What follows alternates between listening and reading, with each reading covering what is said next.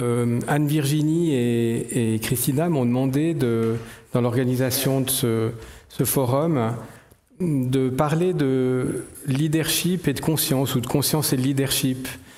Et dès le moment qu'on parle de leadership, qui est un mot anglo-saxon, qui n'a pas de bonne traduction en français, on pourrait dire qu'on va parler de conscience en entreprise. Mais peut-être certaines ou certains d'entre vous ne sont pas du tout en entreprise. Donc l'idée, c'est de parler, quand on parle de leadership, c'est aussi de parler de la conscience dans son organisation, dans son monde actif. On peut être très actif chez soi à la maison, on peut être très actif dans une entreprise. Et le sous-titre de ce petit moment qu'on va passer ensemble, c'est le voyage du héros guidé par l'intuition. Donc je trouve que c'est magnifique parce que entre l'introduction qui a été donnée tout à l'heure par Christina et Anne-Virginie, on a déjà entendu parler un peu d'archétypes, de héros. On va revenir sur ces éléments-là parce que vous allez travailler sur vos héros personnels. Et puis, comme je disais tout à l'heure, le thème de la conscience a bien été mis en exergue par la démonstration que vient de nous faire vivre Tanguy. Le sous-titre m'a amené à avoir écrit un petit texte pour le début de cet atelier, qui était de dire « Vous êtes tous les héros de votre propre vie ». Je lis là simplement ce qui était dans la plaquette. Hein. Comment développer votre leadership conscient de manière à contribuer à un monde meilleur ? Si vous contribuez à un monde meilleur, c'est que votre leadership va être actif. Et comme l'a rappelé Anne-Virginie, bon, c'est en faisant votre part, mais il ne sert à rien de copier des maîtres. Eux, ils ont déjà accompli leur œuvre. Donc, puisque nous sommes tous uniques, on va chacun rechercher à un moment donné, dans ce moment qu'on passera ensemble, à travers nos archétypes, notre héros. Et on va faire ça à travers ce qu'on appelle notre mythe personnel, pour qu'on puisse mieux servir l'entreprise ou l'organisation dans laquelle on est. Alors pour vous mettre en condition, puisqu'on parle de héros, je vais vous demander de fermer les yeux et d'ouvrir votre cœur à ce que vous allez entendre et écouter pendant 2 minutes. Bienvenue dans l'aventure, les héros, c'est vous. J'aimerais vous demander comme ça la cantonade, en écoutant cette musique, qu'est-ce que ça réveille émotionnellement en vous? Juste en un mot. Qu'est-ce que ça fait vibrer en vous quand vous entendez ce type de musique? Je vois des gens qui se grattent les yeux. Je ne sais pas si ça a un rapport. Oui, il y a quelqu'un qui demande la parole devant. Moi, j'ai tout de suite été... j'étais sur un cheval, plein de mouvements, plein de fougue. Voilà, donc l'imaginaire se met en route. Les images arrivent, vos images arrivent. Vous êtes tout de suite... connecté. Quelqu'un peut-être à l'arrière, peut-être un partage ou ici devant. Moi j'ai juste un mot, j'ai force. Force. Force et honneur. Non, ça c'est moi qui rajoute. L'image qui m'est venue, c'est un regroupement de personnes de plus en plus nombreux, de plus en plus nombreux, de plus en plus nombreux, à une foule grandissante et grandissante. Ok. Donc cette petite expérience, c'était juste une inspiration que j'ai eue hier soir pour simplement vous dire que lorsque vous vous connectez à quelque chose qui vous inspire, eh bien ça peut vous transcender, ça peut vous amener à libérer une certaine énergie et en faire profiter le monde autour de vous. Donc on va ensemble, pendant 1 heure et quelques, faire un petit voyage. Je me suis posé la question en préparant ce moment. La conscience, on a donné quelques mots avant sur ce qu'est la conscience. Moi, j'ai donné pas mal dans mon travail avec les entreprises. Je fais notamment du coaching et j'avais intitulé un des ateliers « Coaching et conscience ». Comment est-ce qu'on peut élargir la conscience? Puis au bout de 2 ans de pratique, je me suis rendu compte qu'on ne peut pas élargir la conscience. La conscience, elle est déjà là. Donc, en anglais, d'ailleurs, le awareness dont parlait Christina tout à l'heure, on voit bien l'idée de s'éveiller à quelque chose. Mais on s'éveille à quelque chose et en fait, on va réaliser à un moment donné que la conscience dont on parle et dont on va parler, c'est quelque chose qui est présent à tout instant. Pour moi, la conscience, c'est vraiment l'expression même du vivant. Le fait que nous soyons vivants, nous avons une conscience. Mais si vous prenez une plante qui elle aussi est vivante, elle a aussi une conscience. La science maintenant commence à le démontrer. Les animaux également ont une conscience. C'est peut-être pas la même que la nôtre, le langage est peut-être pas le même, mais tout élément vivant, jusqu'aux minéraux, jusqu'à notre planète, ont une conscience. Alors, puisque cette conscience, finalement, elle n'a pas besoin d'être élargie, elle nous fait penser à la connexion au tout. Quand on vous met cette petite musique que vous avez entendue tous ensemble, en étant connectés tous ensemble à la même chose, on se rend compte peut-être que nous ne sommes pas séparés. Et le problème, c'est qu'en société, en entreprise et partout, on nous dit depuis des années, avec le « je pense donc je suis », que nous sommes séparés. Et c'est une illusion, cette séparation. On sait bien que si j'étais un sourcier et que je cherche de l'eau avec mes baguettes ou avec mon pendule, eh bien, même si je ne vois pas l'eau, eh bien, je peux être connecté à cette énergie de l'eau et la trouver. Quand on pense aux Indiens d'Amazonie, on peut se poser la question de comment le curare a été trouvé, puisqu'aujourd'hui on sait que la formule chimique du curare, c'est quelque chose d'assez complexe à fabriquer en laboratoire. Et les chimistes et les médecins qui sont intéressés à la formule du curare ont interrogé beaucoup plus tard les Indiens en sachant « mais comment avez-vous fait pour mélanger une dizaine de plantes différentes dont certaines ne poussent qu'à certaines périodes de l'année, d'autres dans une floraison encore plus courte avec des décoctions particulières, des chaleurs de cuisson différentes ?» Il y a une telle complexité que c'était vraiment bizarre de comprendre comment le curare a été trouvé, notamment pour toucher un singe à distance pour le paralyser, mais que ce poison qui le paralyse ne va pas être un danger pour le fait de se nourrir ensuite de ce singe. Eh bien, les réponses de tous les indigènes étaient très simples. Leur réponse était ce sont les plantes qui nous ont donné la voie et le chemin. Donc nous sommes entrés en communication. Puisqu'elles ont une conscience, elles nous ont communiqué quelque chose. Juste comme petit exemple que la séparation n'existe pas et nous sommes reliés au tout.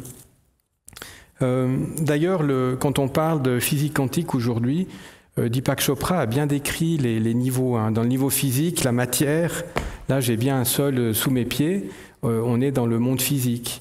Le monde quantique, c'est le monde des possibles. Alors ça va être très intéressant dans le voyage qu'on va faire, parce que le monde des possibles, si je pars du principe que tout est possible, eh bien je vais être créateur de beaucoup de choses, que ce soit de guérison probablement dont va nous parler notre orateur de ce soir, ou en passant par des choses tout à fait terre à terre comme l'économie. Et ce champ du possible, il s'associe également au fait que il y a dans le monde tout ce qu'il y est non localisé. Quand on vous demande finalement la conscience est où, je vous défie de m'expliquer où est la conscience puisqu'elle est partout. Donc le non localisé est un élément qui est absolument fondamental pour comprendre comment on peut activer toute cette conscience et la mettre en action dans du manifesté. Donc on a le monde physique qui est très concret et manifesté, on fait le chemin dans le sens, il y a le monde du possible et à un moment donné, j'ai accès à quelque chose qui est non localisé, qui est partout et que je peux activer. Donc plutôt que de parler, on pourrait dire là aujourd'hui, on est là ensemble, c'est comme un petit atelier de développement personnel. Vous savez, dans le développement personnel, j'ai l'impression qu'on ajoute sans arrêt des choses. Et avec un ami avec qui je travaille souvent, il parle souvent plus de dépouillement personnel. Vous voyez, quand vous êtes né comme moi, vous étiez comme moi dans cette, je vais l'appeler comme ça, comme une bulle de conscience qui est là et qui existe, qui est à disposition de tout le monde. Mais petit à petit, dans notre vie, notre éducation, on a ajouté des barrières, on a ajouté toutes sortes d'éléments finalement autour de nous qui nous empêchent d'accéder à cette pleine conscience. Donc plutôt que de faire du développement et d'ajouter encore des couches et des couches et des couches, l'idée c'est d'enlever des couches, un peu comme un oignon qu'on pèlerait, pour enfin se libérer de toutes ces couches protectrices et accéder à une conscience plus élargie. Donc le chemin qui est proposé de dépouillement personnel, ce n'est pas de se dépouiller de ses valeurs, mais c'est d'augmenter notre valeur en allant à l'essentiel plutôt qu'en ajoutant le superflu. Alors ça, c'est pour dire 2 mots sur la conscience, puisque on parle de conscience et de leadership. Leadership, qui est un autre mot que j'aimerais définir en 2 mots en démarrage, c'est quoi le leadership? Pendant longtemps, quand on questionne les personnes, on a l'impression que les leaders, ce sont les héros, mais pas les héros dont on va parler dans un instant, mais c'est en fait ceux qui ont du charisme, ce sont les chefs, ça ce sont les leaders. Mais si c'était vrai, on aurait très très peu de leaders. D'ailleurs, il n'y a qu'à regarder dans le monde, ceux qu'on appelle les leaders, j'en vois pas tellement autour de notre société. Par contre, si on regarde de plus près ce qu'est le leadership, c'est l'expression de son pouvoir personnel. Vous savez, Paulo Coelho parlait de la légende personnelle. C'est quoi le pouvoir personnel? Le pouvoir personnel, c'est cette capacité que vous avez toutes et tous d'exprimer le meilleur de vous-même. Vous connaissez la fameuse histoire du colibri? Il y avait un grand feu dans la forêt et un petit colibri allait chercher une goutte d'eau dans le lac et faisait quelques battements d'ailes pour aller déposer une goutte d'eau dans le brasier qui était très important. Et l'éléphant et tous les gros animaux de la forêt lui demandaient « Mais qu'est-ce que tu fais ? Tu crois qu'avec une goutte d'eau, tu vas éteindre cet incendie ?» Et le colibri commence et continue à faire ses allers-retours et il lui dit « Je fais ma part ». Donc le fait de faire sa part, aussi petite soit-elle, c'est entrer dans votre pouvoir. Et il ne s'agit pas du pouvoir qui est mal compris en entreprise, qui est d'avoir du pouvoir sur les autres, mais c'est d'avoir le pouvoir de faire quelque chose. Et le pouvoir de faire quelque chose, c'est tout ce que vous voulez, puisque tout est possible. Et on va voir dans la démonstration comment tout est possible. Il y a une autre façon aussi de définir des éléments sur le leadership, c'est de dire le leader, c'est celui qui démontre des actes de leadership. Alors vous allez me dire, mais on revient au point de départ. Donc, qu'est-ce que sont des actes de leadership? Et je peux vous en proposer 3, mais il pourrait y en avoir beaucoup d'autres. Les actes de leadership qui vont faire qu'on a peut-être envie d'être avec vous. Un premier qui me vient à l'esprit, c'est notamment le fait d'avoir une certaine vision, c'est-à-dire de vous donner un sens d'une orientation. Et bien évidemment, vous êtes le premier ou la première à être intéressé à avoir une direction, une orientation. Donc savoir s'orienter, c'est déjà un acte de leadership. Il y en a un autre, c'est dans les actes de leadership, le fait de rassurer.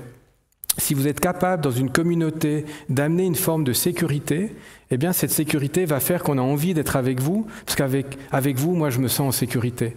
Donc du coup, vous pouvez avoir un impact. Et puis il y a une troisième forme qui est évidemment très très connue, c'est que dans le monde des organisations, mais de monsieur et madame tout le monde dont nous faisons tous partie, il y a l'idée de fédérer. Donc c'est le lien avec le cœur qui fait que j'ai envie d'être avec vous, parce qu'avec vous, j'ai un sentiment d'appartenance. Si vous êtes ici cet après-midi et ce soir, c'est pas pour rien. C'est qu'il y a un thème qui vous a appelé et que nous appartenons à quelque chose de commun qui fait que nous avons envie d'être ensemble. Donc c'est aussi une forme de leadership que d'être capable de reconnaître que je peux rassembler ou je peux avoir envie de faire partie d'une communauté. Et pourquoi est-ce que tout ça c'est nécessaire d'après vous ? Moi je me suis posé la question, au fond c'est bien gentil, mais pourquoi avons-nous besoin de leadership ou de conscience ? Et comme il y a le micro qui se balade, j'ai envie de vous entendre juste une ou deux phrases. Qu'est-ce qui vous vient à l'esprit ? Pourquoi est-ce qu'on aurait besoin de ça ? Pourquoi on a besoin de leadership et de conscience dans notre société, dans nos entreprises? On pourrait dire tout va très bien alors que tout va très mal, en fait, on sait bien. Hein, tout va très mal, Madame la Marquise. S'il n'y a pas de réponse immédiate, si, il y a quelqu'un qui veut répondre là. Je pense que c'est quelque chose qui nous permet d'aller plus loin, que ce soit la conscience qui nous permet d'aller plus loin ou haut d'un point de vue spirituel, ou le leadership qui nous permet de nous dépasser en nous poussant à nous développer. Aller plus loin. Et je trouve intéressant cette notion d'aller plus loin, puisque on a un risque, c'est quand on veut toujours aller plus loin, c'est généralement parce que là où on est ne nous satisfait pas ou n'est pas suffisant. Donc à un moment donné, aller plus loin, c'est également inventer un certain nombre de choses face au chaos. Aujourd'hui, j'ai écouté il y a quelques jours une interview de Greg Braden, qui est notamment géologue. Il indiquait qu'aujourd'hui, dans la société humaine, on vit 3 chaos et 3 cycles chaotiques en même temps. Les cycles climatiques qui sont très chaotiques, il y a les cycles économiques l'économie ne se porte pas forcément très très bien, et il y a aussi le cycle des conflits. Alors on peut se dire, c'est compliqué parce qu'il y a à la fois des conflits, des problèmes économiques et des climats qui vont dans tous les sens. Et la difficulté qu'on pourrait avoir, c'est de chercher absolument à stopper ces cycles. Et je vous défie, même si on peut être très écologique, de stopper les cycles climatiques qui ont existé de tout temps. Par contre, ce qu'on peut faire, c'est apprendre à vivre et à s'adapter, avoir la résilience de s'adapter à tous ces cycles chaotiques. Et je pense que le leadership, c'est déjà une façon de répondre aux problèmes ambiants, non pas en réinventant quelque chose qui va reproduire le même modèle, parce que le modèle, je m'y accroche tellement, mais c'est au contraire d'être capable de réinventer quelque chose de nouveau pour être capable de, non pas survivre, mais de prospérer. Je ne sais pas pour vous, moi j'ai pas envie de survivre.